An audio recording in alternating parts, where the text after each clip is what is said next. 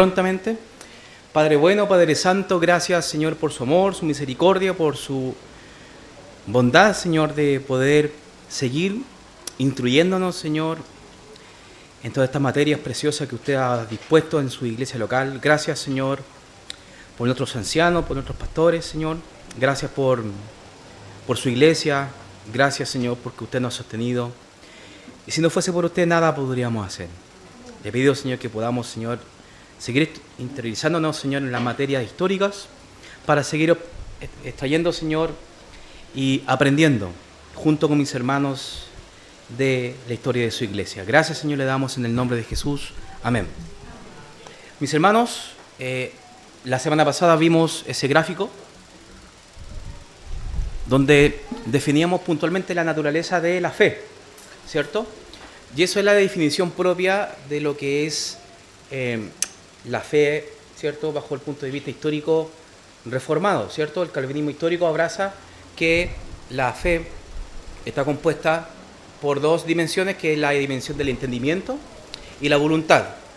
Y lo que nosotros profundizamos de que estas dos esferas que componen la fe, está en lo que Fuller, el pastor Andrew Fuller, el que estamos revisando el día de hoy, abrazaba. Pero el sandemanianismo, ¿cierto? Ese tan complicado nombre de Sandeman, este hombre, finalmente lo vimos la semana pasada, que era Robert Sandeman. Este hombre pasó las barreras ya más allá del hipercalvinismo, al punto de estar ya abordando y de lleno a lo herético. Este hombre era parte de la iglesia glasista, que era de los escoceses presbiterianos que se desprendieron, por darle un nombre, no querían sujetarse, no querían ser parte confesional de Westminster. Entonces ellos puntualmente se desligaron de ellos, los glasistas de John Glass, y este hombre era secretario, pero incluso la propia iglesia glasista, no es clasista, sino glasista, tampoco lo aguantaron a él y lo expulsaron, ¿cierto? Porque de hereje pasó a hereje y medio, hermano. De verdad que pasó esa barrera el señor Robert Sandeman, que no le podemos decir ni hermano, ni pastor, ni siquiera como hermano en la fe, nada. ¿Y qué sucede? Que la voluntad, si nosotros ponemos la mano, ¿cierto?, encima de la voluntad, eso es lo que sería el sandemanianismo, ¿sí? Solamente un entendimiento de la Escritura, un entendimiento de la fe, un entendimiento de las cosas de Dios, pero sin voluntad, porque ellos ven que la voluntad interfiere en la soberanía de Dios, y eso es antibíblico, porque el ser humano responde al Evangelio, naturalmente. ¿Se dan cuenta?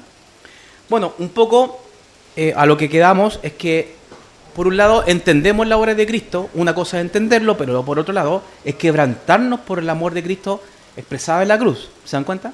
Una cosa es que sabemos que Él es por gracia la salvación, pero otra cosa es recibir la salvación por gracia. Una cosa es que comprendamos de que nada podemos hacer que no es por obras, y otra cosa es de que entendamos en nuestra voluntad, en nuestro corazón, que no son suficientes nuestras obras. Una cosa es lograr identificar el pecado y otra cosa es aborrecer el pecado. ¿Se dan cuenta? Y otra cosa es que entendemos que necesitamos arrepentirnos, pero otra cosa es que cambiamos de mente. Entonces es ahí que la fe no puede quedar en el entendimiento, sino que tiene que haber voluntad, pero entendida. ¿Se dan cuenta? Para que haya una conversión. Ese es, a grandes rasgos y de forma casi molecular respecto a la fe, la naturaleza de la fe.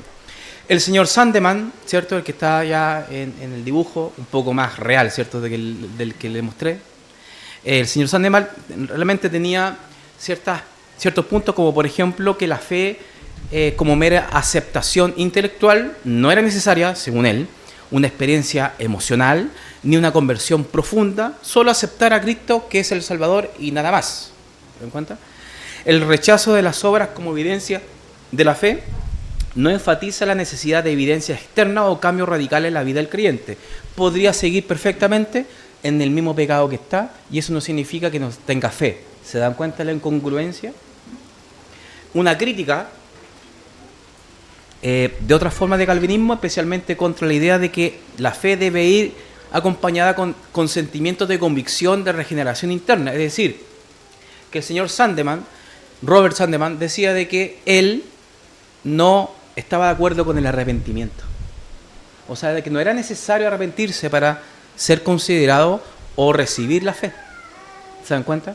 Entonces estamos nosotros en otra ortodoxia, otra realidad, otra fe, no la cristiana. Entonces, a grandes rasgos le hice un Excel, nuevamente, soy muy bueno, ¿cierto?, para hacer estos cuadros, pero de una forma más comparativa.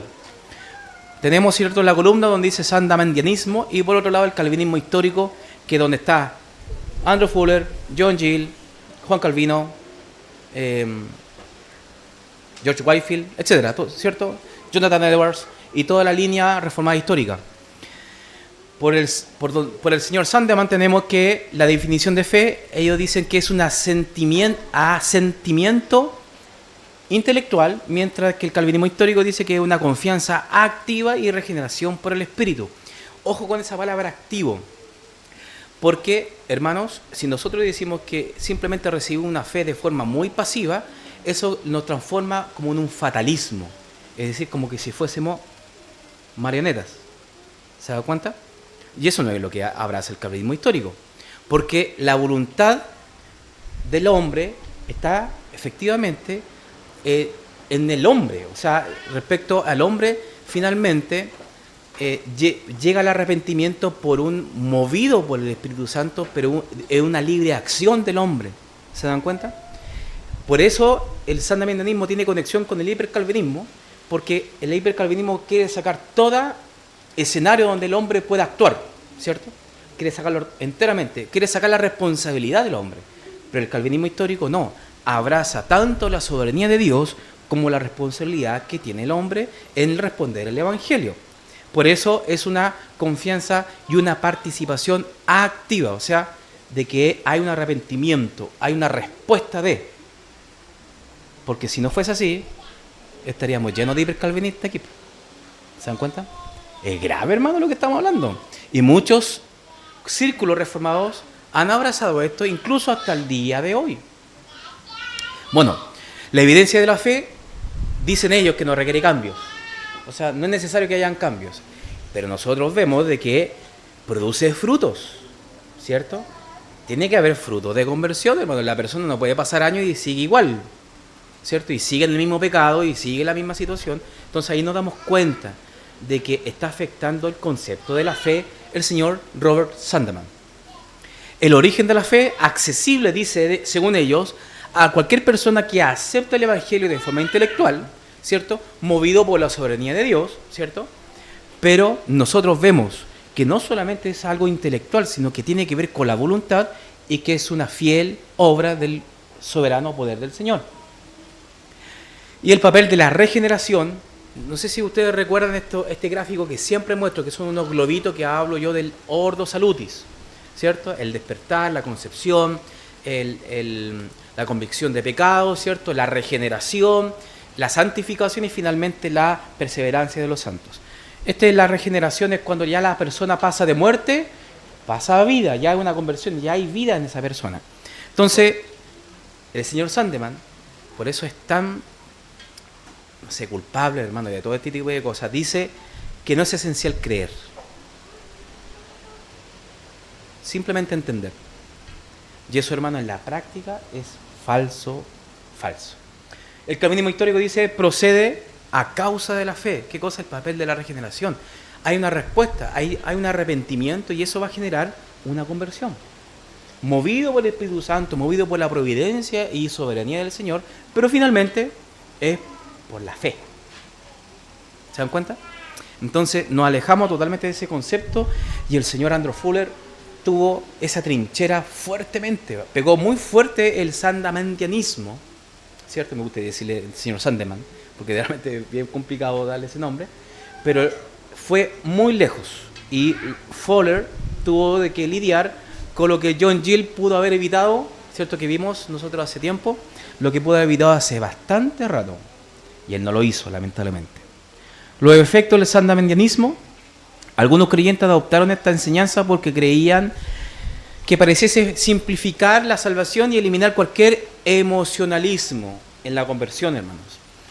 No está mal en las emociones, hermanos, a causa del arrepentimiento, pero movido por una fe real. ¿Se dan cuenta? Obviamente que las emociones incluso pueden, si efectivamente pueden, se puede malinterpretar muchas cosas, sobre todo el arrepentimiento, porque si es movido por las emociones solamente, eso pasa a ser un remordimiento más que un arrepentimiento. ¿Se dan cuenta? El arrepentimiento es movido por el Espíritu Santo a causa de la fe, en respuesta de esta persona en libertad. Entonces vemos que ellos de forma muy extrema se alejan del emocionalismo. La persona puede ser quebrantada, por hermano. No sé si ustedes tal vez se recuerden su conversión, cuando se dieron cuenta de su pecado que está al frente de ustedes, ¿cierto? ¿Cómo nosotros nos sentimos delante de la presencia de Dios en eso? Nos dimos cuenta, muchos de nosotros tal vez nos sentimos menoscabados, vimos nuestra realidad, vimos que efectivamente era algo tremendo que no podíamos nosotros abordar porque por obra no era posible hacerlo. ¿Se dan cuenta?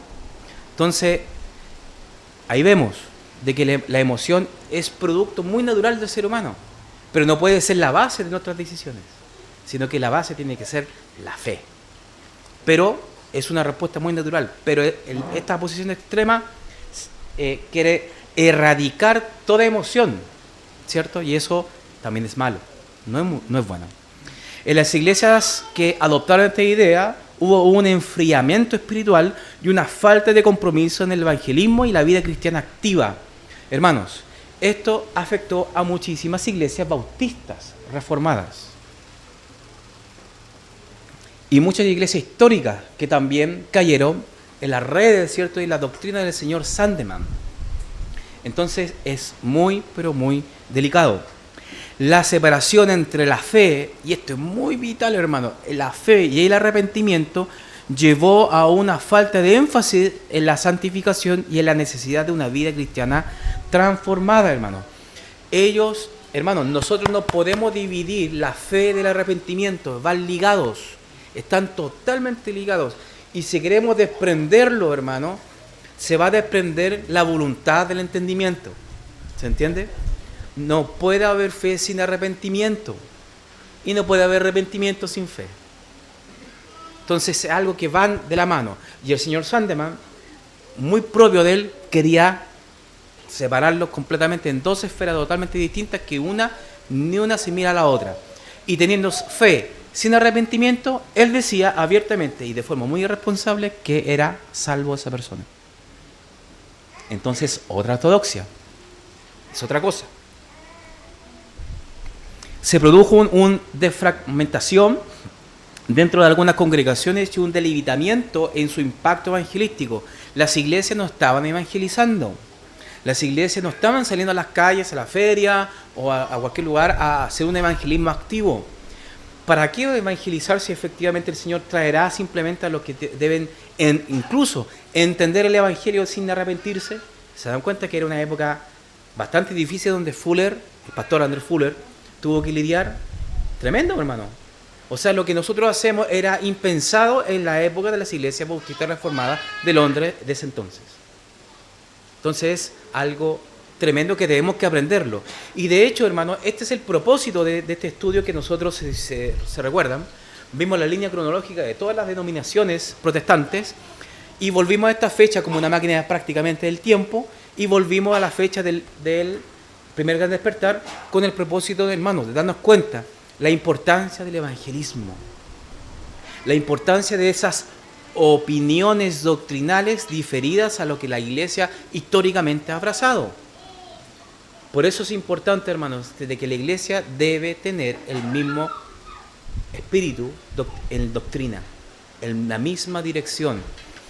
No podemos nosotros edificar si la mitad de aquí es arminiana y la mitad de aquí es calvinista. No podemos avanzar, porque en algún momento, ahí viene lo que va a pasar, va a haber un conflicto.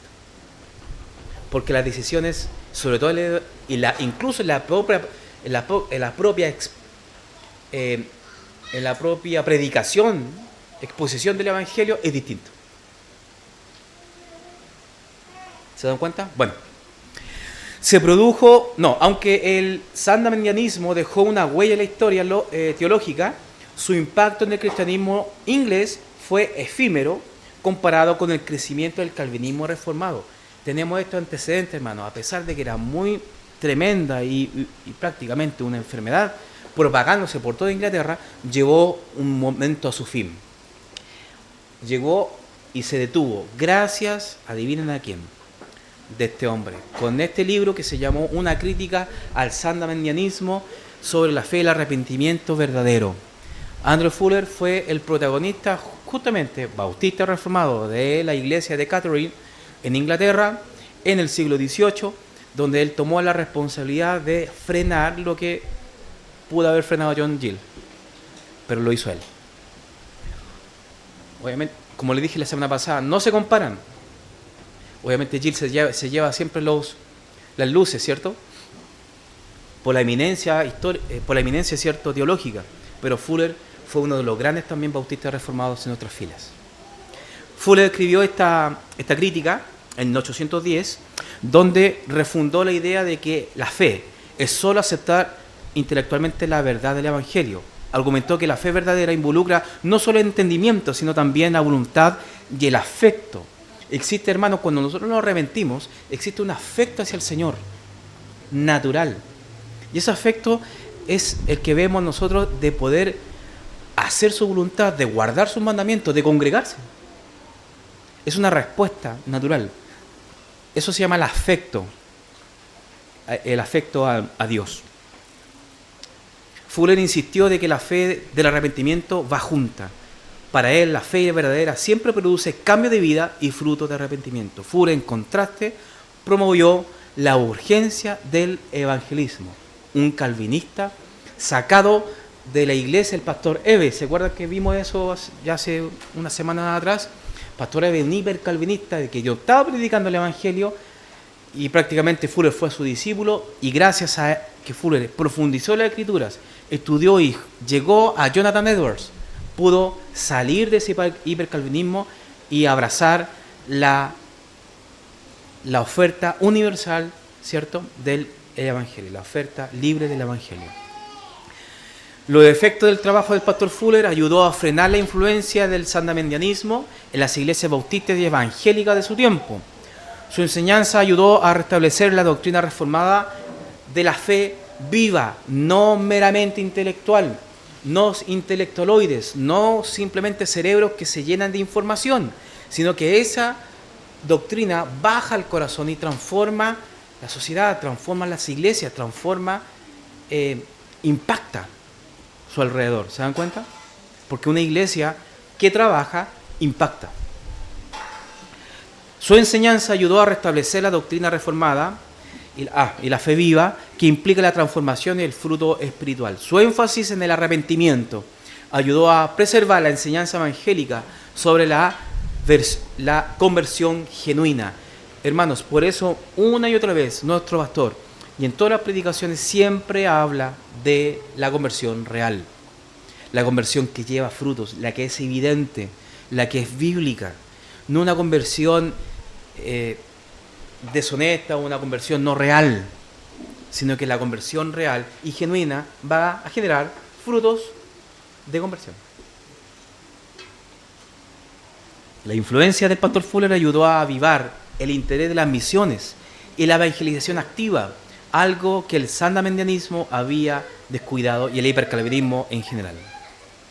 El impacto en el tiempo del pastor Fuller ayudó a frenar la propagación del sandemanianismo en el mundo bautista, fortaleció la teología reformada sobre la fe y el arrepentimiento, influyó en futuras generaciones de predicadores y teólogos calvinistas evangélicos hasta el día de hoy, hermanos. Gran parte de las cosas que nosotros abordamos tiene conexión con Andrew Fuller. Tiene una conexión directa con él. Sentó las bases de las doctrinas para el despertar misionero, hermanos, en el siglo XIX. Muy importante, Fuller tuvo un impacto fundamental en el movimiento misionero moderno que hoy en día, hasta el día de hoy, está activo. Él mismo no era misionero, era pastor, pero tomó una posición de liderazgo dentro de las misiones. Su teología, liderazgo y sus esfuerzos fueron clave para envío de misiones como el pastor o misionero, ¿cierto? William Carey, que esto fue enviado a la India. Fuller rechazó la idea en su libro El Evangelio digno de toda aceptación, en 1785, donde argumenta que la responsabilidad del creyente es predicar el Evangelio a todas las naciones, confiando en que Dios salvará a los suyos a través de este medio. Sentó las bases teológicas para justificar el evangelismo y las misiones dentro de un calvinismo evangélico. Nuevamente, Fuller fue el protagonista de que los calvinistas salieran a las misiones. Y hay un cuadro muy característico, ¿cierto? Donde está Carey, creo que en la parte izquierda, por ahí debe estar Carey, y Fuller en la mesa. Esta es como una fotografía, podríamos dar un cuadro representativo de la época. Andrew Fuller está en la mesa. Dentro de todos estos pastores que se acoplaron al movimiento, que eso se llamó la Sociedad Misionera Bautista en 1792. Sí, hermanos, hubo una asociación bautista reformada. Carey y otros pastores, ¿cierto? Riley también estuvo por ahí. Y Fuller ayudó a fundar la Sociedad Bautista, Misionera Bautista, con el objetivo de financiar y enviar misioneros a otros países. Fuller se convirtió en el secretario principal, recaudador de fondos de la sociedad, viajando por toda Inglaterra para poder sostener y financiar el trabajo misionero. El trabajo misionero no solamente es simplemente enviar y la persona que le vaya bien, ojalá que tengas éxito, no, hermano. La iglesia sostiene a los misioneros. La iglesia sostiene y gestiona a sus misioneros también. Porque los misioneros también son una obra, pero tremenda, preciosa, ¿cierto? Pero que requiere apoyo de las iglesias locales. Fuller no solo promovió las misiones con palabras, sino que también hizo grandes sacrificios personales. Viajó constantemente, dejando a su familia por largos periodos para recaudar fondos. Inspiró a otros a ver el apoyo misionero como una responsabilidad compartida, no solo de los que van en el campo misionero. El legado de las misiones con Carey, ¿cierto? Juntamente una fotografía con Fuller. Permitió el envío de misioneros como William Carey a la India, ayudando a traducir la Biblia y establecer iglesias. Revivió la pasión evangelista entre los bautistas reformados y evangélicos en general. Influenció a futuros movimientos misioneros y su modelo su modelo de apoyo misionero sigue siendo usado por muchas agencias misioneras el día de hoy, como por ejemplo la influencia que tuvo Carey en Estados Unidos con la Convención Bautista del Sur.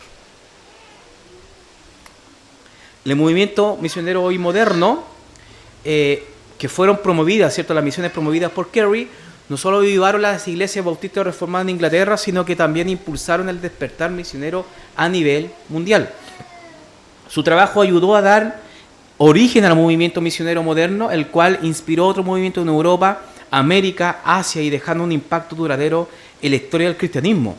Pastores y líderes de Estados Unidos fueron influenciados por la obra misionera de Carey y la gestión de Fuller.